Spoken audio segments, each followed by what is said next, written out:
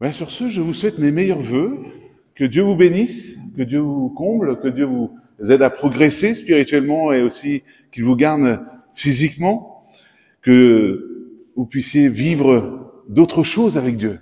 Parce que Dieu est un Dieu vivant.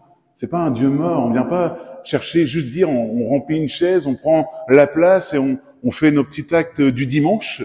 Mais si on vient là, c'est parce qu'on veut écouter Dieu et on veut aller plus loin avec lui. On veut vivre d'autres choses.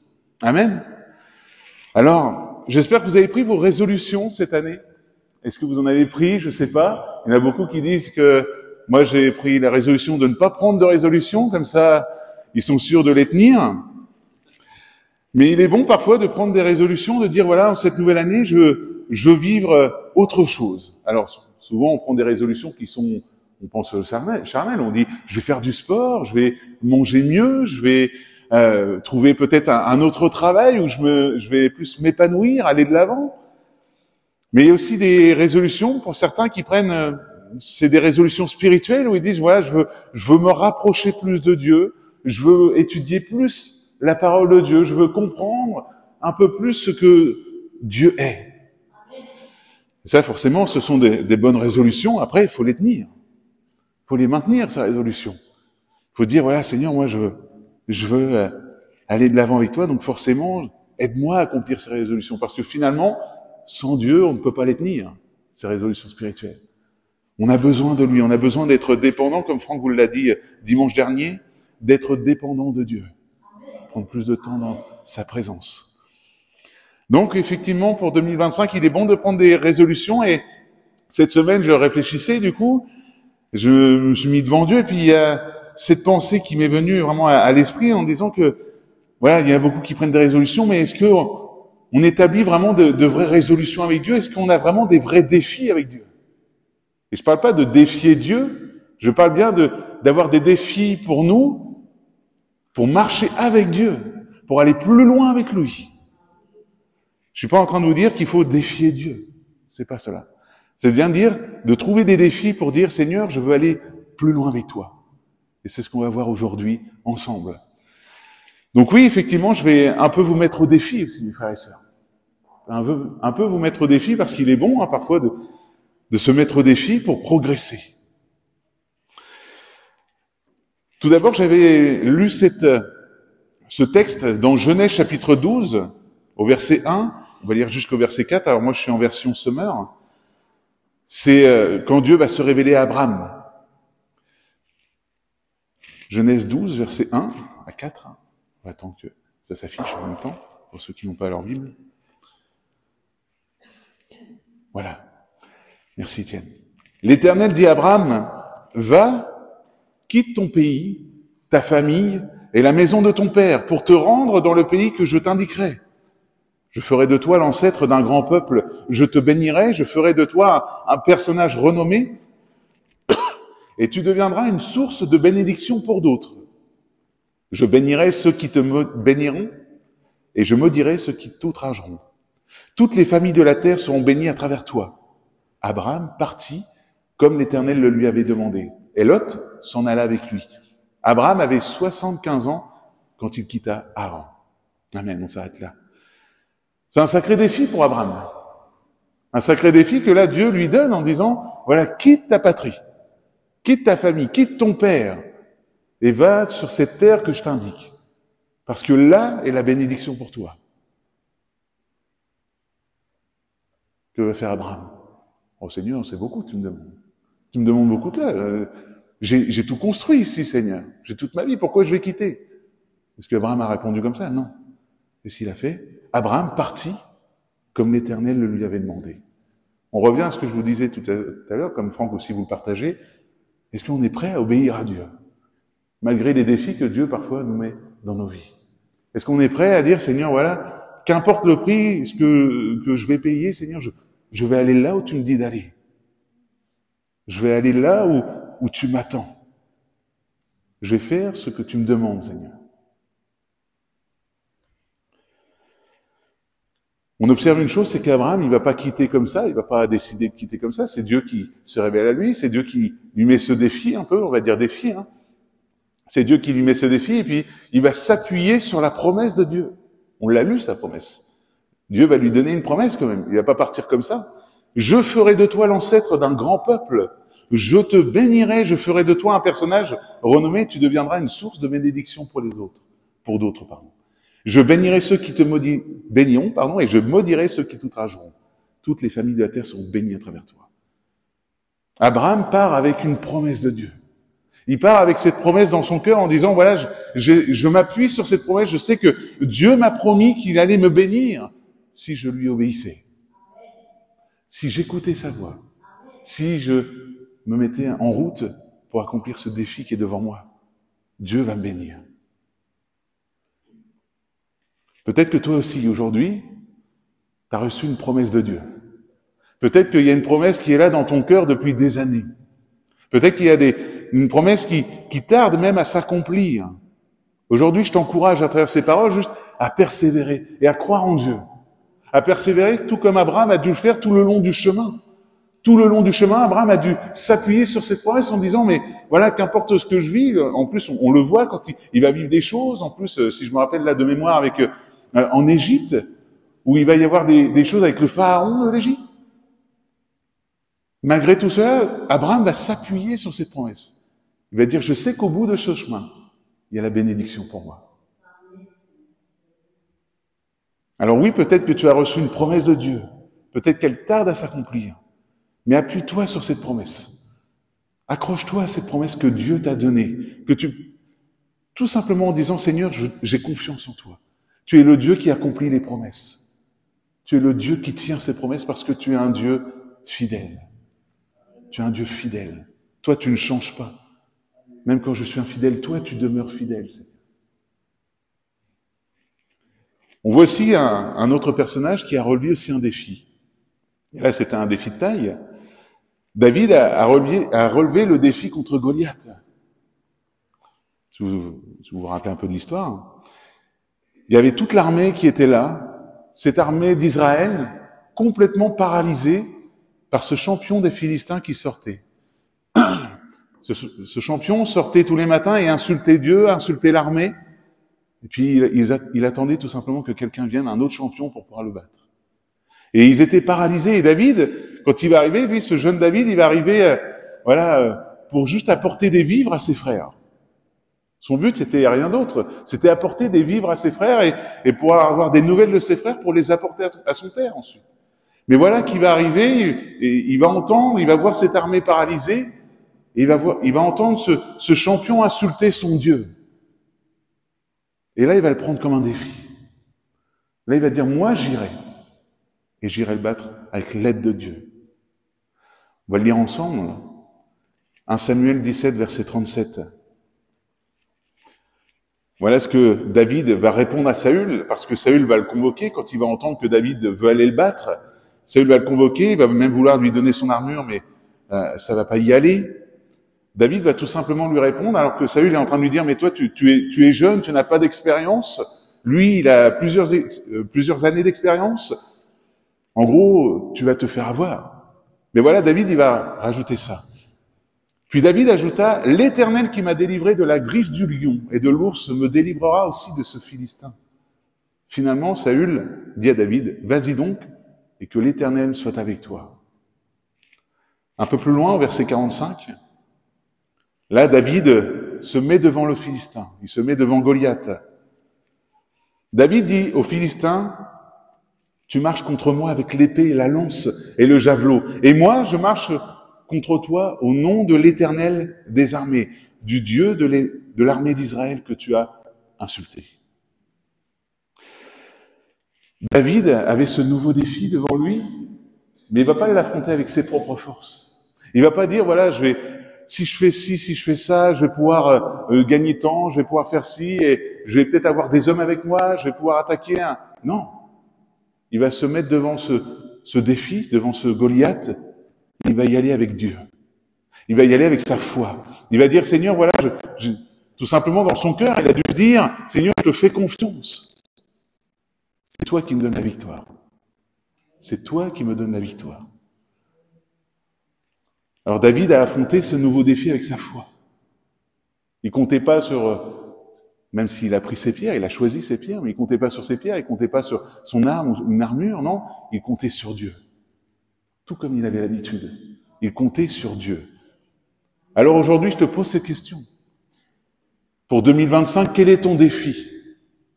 Quel est ton nouveau défi pour 2025 pour aller plus loin avec Dieu? Pour apprendre à connaître Dieu? Pour vivre d'autres expériences avec Dieu? Parce que comme je vous l'ai dit tout à l'heure, on ne croit pas en un Dieu qui est mort. Effectivement, Jésus est mort sur la croix, mais il est ressuscité, il est vivant. Et on croit qu'on peut vivre de nouvelles choses. On l'a lu tout à l'heure, Abraham, il avait 75 ans quand Dieu va se révéler à lui. 75 ans pour lui dire une nouvelle promesse, une nouvelle bénédiction pour toi, si tu m'obéis. Alors quel est ton défi pour 2025? Je t'en donne quelques-uns. C'est peut-être la recherche du baptême du Saint-Esprit. Peut-être le baptême du Saint-Esprit que tu recherches depuis des années. Cette année, peut-être qu'il faut que tu te concentres dessus. De dire, Seigneur, moi, je veux en cette année recevoir ton Saint-Esprit. Je veux être un meilleur témoin. Ça peut être aussi un autre défi, ça. Être un meilleur témoin. Chercher aussi à faire des disciples. Ça peut être aussi un disciple. On peut le quantifier en disant, Seigneur, moi, cette année, je veux, au moins pour toi, faire 3 disciples, Seigneur. C'est beaucoup, 3 disciples. C'est déjà pas mal. Si chacun fait 3 disciples, à la fin de l'année, on est pas mal. Et dire, Seigneur, voilà, cette année, je veux faire des disciples pour toi. Vous connaissez le film War Room? Vous avez déjà vu le film War Room? Vous avez vu la mamie qui met son plan elle établit son petit plan de guerre pour pouvoir amener une femme à vivre sa relation avec Dieu. Cette année, tu peux faire ça aussi. Tu peux te dire, voilà, cette année, je veux accompagner quelqu'un pour qu'il puisse lui-même avoir cette relation avec Dieu. Être un exemple pour quelqu'un, on appelle ça du 1 pour 1, mais accompagner une personne à Dieu. Tu peux être aussi, un autre défi, être porteur de projets dans l'Église. Voilà, ça peut être aussi un défi de dire, Seigneur, moi je veux cette année me lever aussi dans l'Église. Je veux pas juste être spectateur, je veux être acteur, amener quelque chose qui fasse vivre ton Église. Qui fasse, vous connaissez la vision, c'est être un phare, être le phare une Église qui est un phare dans la ville de Fécamp. Et aujourd'hui, on veut dire, Seigneur, je veux que ce phare soit vivant. Et donc, c'est peut-être un petit projet, pas besoin que ce soit des gros projets. Mais juste un petit projet pour dire, Seigneur, je veux te glorifier dans ce petit projet et dire, je veux que ce phare soit vivant et voilà, ce petit projet, je vais le mettre en action pour toi, Seigneur, dans l'Église. Paul, il en parle un peu dans 1 Corinthiens 12 au verset 14, on va le lire. Paul parle des activités et des ministères dans l'Église et il va comparer ça à des membres d'un corps. Des membres d'un corps qui fonctionnent ensemble. 1 Corinthiens 12, 14, un corps n'est pas composé d'un membre ou d'un organe unique, mais de plusieurs. Si le pied disait, puisque je ne suis pas une main, je ne fais pas partie du corps, n'en ferait-il pas partie pour autant? Et si l'oreille se mettait à dire, puisque je ne suis pas un œil, je ne fais pas partie du corps, cesserait-elle d'en faire partie pour autant? Si tout le corps était un œil, comment ce corps entendrait-il? Et si tout le corps se réduisait à une oreille, où serait l'odorat? Dieu a disposé chaque organe dans le corps, chacun avec sa particularité, comme il l'a trouvé bon.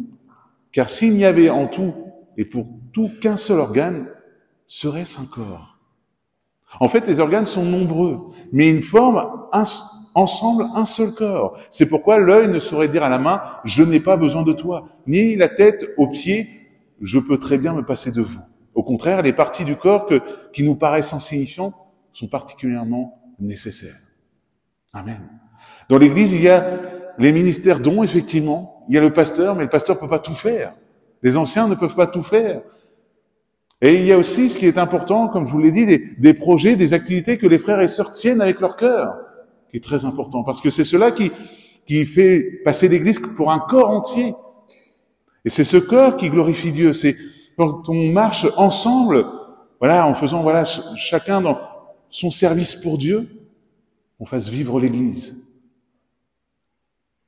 Si on attend du pasteur, du leader ou des anciens que ce soit eux qui fassent tout, vous allez les épuiser. Vous allez les épuiser. Chacun a ce défi à se lever pour Dieu dans l'Église. Chacun a ce défi de servir Dieu. On est tous appelés à servir Dieu. Hein. On est tous appelés à être des témoins pour Dieu, pour Jésus, appelés à partager notre témoignage, mais aussi à faire vivre cette Église. Et cette Église, voilà, qu'importe peut-être ton projet que tu as à cœur, peut-être que tu as même tendance à souligner tous les problèmes qu'a ton Église. Ça, on les trouve facilement, les problèmes. Hein, ça, je pense.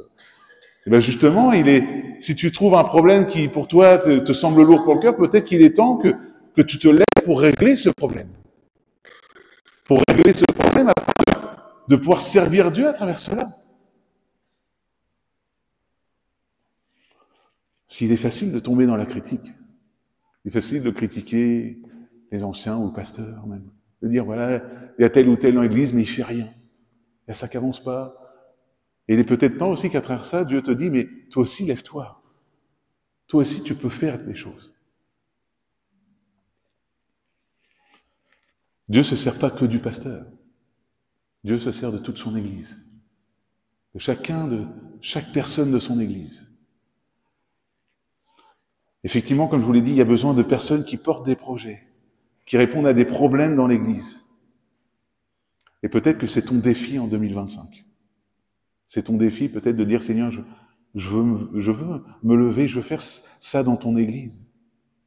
Je veux pouvoir apporter quelque chose pour rendre ton Église plus vivante, Seigneur. Peut-être que ton défi aussi en 2025, c'est de te réconcilier avec certaines personnes. Certaines personnes de ta famille, certaines personnes de ton entourage, de tes amis, de tes collègues. Te réconcilier peut-être pour qu'il y ait un pardon, pour qu'il y ait une guérison. Alors, je te pose juste cette question et j'attends pas de réponse, je te laisse te mettre devant Dieu pour ça, mais quel est ton défi pour 2025?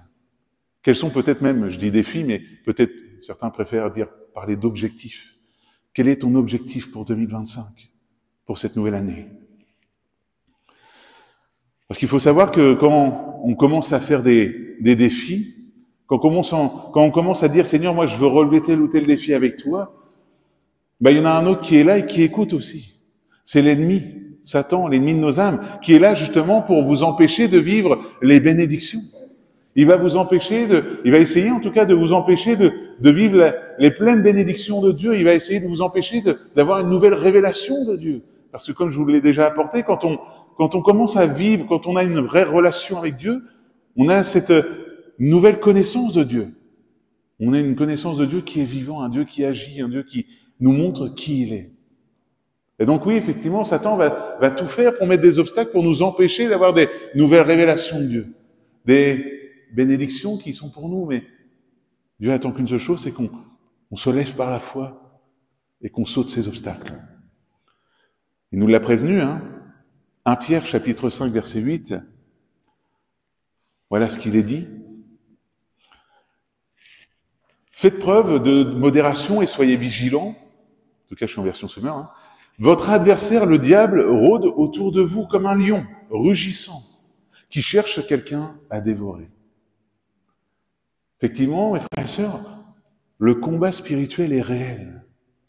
Il existe, il est là. Il ne faut pas croire qu'on est dans un monde de bisounours où ça y est, moi je vais pouvoir relever tous les défis que je veux. Non, Satan est là et tout ce qu'il veut, c'est vous empêcher de vivre toutes ces bénédictions avec Dieu. Il veut empêcher que cette vision du phare de Fécamp puisse être établie dans la ville de Fécamp. Il veut empêcher qu'il y ait des nouvelles âmes qui viennent dans cette église pour qu'ils puissent apprendre aussi à avoir cette relation avec Dieu. Et c'est là que Dieu compte sur vous. Dieu veut vous utiliser pour que vous puissiez sauter les obstacles avec lui et remporter la victoire en comptant sur lui. Parce que c'est Dieu qui nous donne la victoire. Donc oui, l'ennemi fera tout pour nous faire douter.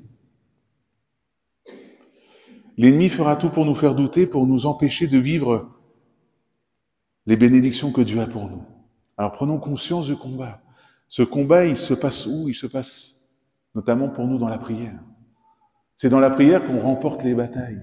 C'est dans la prière que l'on remporte tous les combats. Parce que quand on prie, on fait appel à Dieu. Au Dieu victorieux, au Dieu qui est tout-puissant. Dieu qui est au-dessus de toutes choses. Paul va rappeler ça à l'église de Corinthe. 2 Corinthiens chapitre 10 verset 3. Il va rappeler les armes spirituelles que nous avons. 2 Corinthiens 10:3. Sans doute, nous sommes des hommes et nous vivons comme tels, mais nous ne menons pas notre combat d'une manière purement humaine. Car les armes avec lesquelles nous combattons ne sont pas simplement humaines. Elles tiennent leur puissance de Dieu, qui les rend capables de renverser les forteresses. Oui, nous renversons les faux raisonnements ainsi que tout ce qui se dresse présomptueusement contre la connaissance de Dieu. Et nous faisons prisonnière toute pensée pour l'amener à obéir à Christ. Donc oui, la prière en fait partie. La prière, c'est notre arme. La prière, c'est notre arme pour qu'on puisse remporter des combats. Donc oui, aujourd'hui, tu peux continuer, persévérer dans la prière pour prier pour tes enfants qui ne sont pas encore à Dieu. Prier pour tes petits-enfants, peut-être qu'ils ne sont pas aussi encore à Dieu, qui font leur chemin. C'est comme cela que tu vas remporter les victoires. Prier pour ce collègue ou cet ami qui est malade, pour qu'il puisse vivre avec Dieu une pleine guérison. Voir que Dieu n'est pas un Dieu mort, mais un Dieu qui guérit encore aujourd'hui, qui est vivant. Donc oui, nos combats, elles ne sont pas que charnels, elles sont spirituelles. Elles sont spirituelles. Et ça, on doit les mener avec les armes spirituelles. La prière. N'hésitez pas, pour ceux qui prennent des notes, Éphésiens chapitre 6, versets 12 à 17, Paul va rappeler tout l'équipement des armes spirituelles. C'est l'armure spirituelle. Donc oui, tout comme ton défi, ne cherche pas à le remporter par toi-même. C'est ce que je veux vous dire à travers ça. Pour ton défi, ne cherche pas à le remporter humainement, mais cherche à t'appuyer sur des armes spirituelles, à t'appuyer sur Dieu, en t'appuyant aussi sur sa parole. Tu vas donc t'appuyer sur sa promesse, et ensuite tu vas prier avec cela. Tu vas prier avec cette promesse en disant, voilà Seigneur, j'ai tel ou tel défi à relever avec toi en cette nouvelle année. Et je veux relever avec toi, Seigneur. Parce que je sais que c'est toi qui m'amène dans la victoire. Ne laissez pas l'ennemi vous vaincre. Parce que Jésus a la victoire, donc faites appel à Dieu. Faites appel à Dieu. Ça peut être aussi dans votre couple aussi. Des défis peuvent être là dans votre couple en disant, voilà, Seigneur, il y a des disputes qui sont là tout le temps, constamment. Il va peut-être te mettre devant Dieu et dire, Seigneur, voilà, je veux arrêter de me disputer, je veux utiliser tes armes spirituelles et je vais utiliser la prière, Seigneur. Chaque fois qu'il y a ces disputes, au lieu d'entamer, au lieu d'enflammer la dispute, de dire, Seigneur, tout simplement, je me mets à part pour toi et je te remets, Seigneur, mon mari ou ma femme, Seigneur, je te remets pour que tu puisses venir intervenir. Ne laissez pas Satan venir amener la division. Ne laissez pas Satan venir amener la colère ou les disputes qui ne font que détruire. C'est Dieu qui travaille les cœurs et à travers toutes ces situations, Dieu les travaille, ce cœur. Travaille tous les cœurs. Et donc j'amène à une simple clé pour vous cette année. Une clé que vous avez déjà entendue, vous connaissez par cœur, mais il est bon de le rappeler. La clé pour tous nos défis, pour tous nos objectifs pour 2025, c'est la foi. C'est la foi, c'est de faire confiance à Dieu.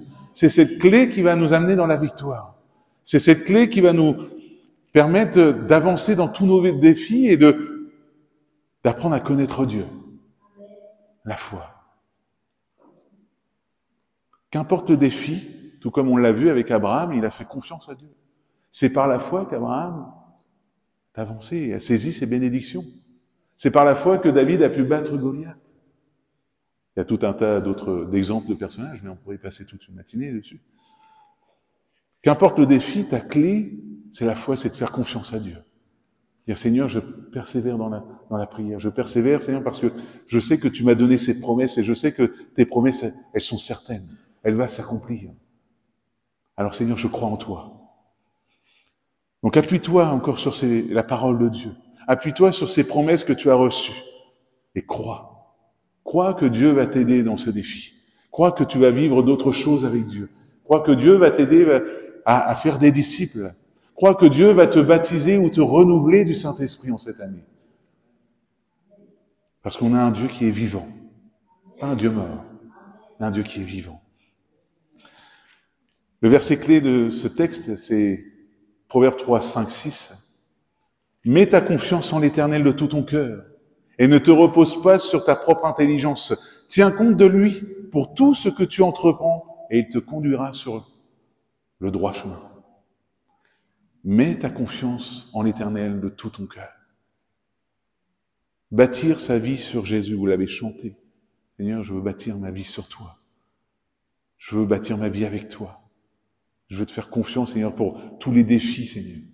Toutes les personnes que tu mets sur mon chemin, Seigneur, je veux en faire des disciples, je veux pouvoir les faire avec toi, avec ton aide, par ton Saint-Esprit. David s'est appuyé sur Dieu pour remporter le combat. Abraham s'est appuyé sur Dieu pour saisir sa bénédiction. Il savait qu'une chose, c'est que rien ne pouvait venir de lui. Tout ne venait que de Dieu. Dieu seul. C'est Dieu seul qui nous fait remporter les combats. C'est Dieu seul qui nous donne la victoire. Donc aujourd'hui, ne t'appuie pas sur tes forces, mais appuie-toi sur Dieu. Cherche à être rempli du Saint-Esprit. Cherche à être renouvelé du Saint-Esprit. Il suffit pas juste de dire, Seigneur, je suis baptisé. C'est bon, non, il faut chercher à être renouvelé. Seigneur, souffle un vent nouveau. Viens, Seigneur, balayer encore mon cœur. Viens m'aider à avoir un meilleur caractère, à vivre d'autres choses avec toi. Parce que ça n'est pas terminé. Ésaïe 41:10, je vous donne une promesse pour vous aussi avant de terminer. Ésaïe 41:10, ne sois pas effrayé car je suis avec toi. Ne sois pas angoissé car moi je suis ton Dieu. Je t'affermis, je viens à ton secours. Pour sûr, je te soutiens de mon bras droit qui fait justice. Alors je vous pose cette question qui a déjà été posée dans la Bible, mais si Dieu est pour nous, qui sera contre nous? Si Dieu est pour nous, qui sera contre nous? Malgré que Satan peut mettre des obstacles, nous on sait qu'on va sauter ces obstacles par la foi. On croit qu'en 2025, il y aura plus de disciples. On croit qu'en 2025, il y aura plus de baptême du Saint-Esprit. On va vivre d'autres choses parce que Dieu est un Dieu vivant. Il accomplit ses promesses. Et la promesse du Saint-Esprit en est une. Dieu nous a fait cette promesse, il nous donnera une puissance survenant sur nous pour faire de nous des témoins. Alors aujourd'hui, on saisit ces promesses. On dit, Seigneur, oui, en 2025, je veux relever des défis avec toi. Je veux aller plus loin avec toi. Je vous invite à vous engager à prendre ce défi aussi à cœur aujourd'hui de dire, Seigneur, voilà, en 2025, je veux prendre des nouveaux défis avec toi, peut-être même me lever dans ton église, je veux aller de l'avant avec toi, je veux vivre d'autres choses avec toi. Parce que tu es un Dieu vivant. Sans m'appuyer sur mes forces, mais en m'appuyant sur toi, Seigneur. Amen. On prie ensemble. Père éternel, merci pour ta parole. Merci parce que ta parole est pleine de promesses, Seigneur, des promesses qui sont, Seigneur, encore pour nous aujourd'hui. Et nous voulons saisir ces promesses, Seigneur. Nous voulons vivre, Seigneur, ces promesses. Nous voulons vivre d'autres bénédictions avec toi parce que, comme je l'ai dit tout à l'heure, Seigneur, tu n'es pas un Dieu mort, tu es un Dieu vivant. Un Dieu qui est capable encore d'agir aujourd'hui, un Dieu qui guérit, un Dieu qui relève, un Dieu qui encourage. Alors, Seigneur, s'il te plaît, Seigneur, je te remets l'église de Fécamp entre tes mains. Merci de poser ta main sur mes frères et sœurs, de venir par ton Saint-Esprit baptiser ou renouveler du Saint-Esprit. Pour qu'on puisse être en 2025 des meilleurs témoins. Pour qu'on puisse en 2025 relever d'autres défis avec toi, Père. Parce que tu es le Dieu qui nous aide, le Dieu qui nous donne la victoire. On compte sur toi seul. Sans toi, nous ne pouvons rien faire, oh Jésus. Alors merci de venir par ton Saint-Esprit prendre toute ta place dans nos cœurs, faire de nous ces témoins. Dans le nom de Jésus, pose ta main sur mes frères et sœurs. Viens les aider, Seigneur, à aller de l'avant avec toi, pour qu'ils puissent saisir ces promesses dans ta parole.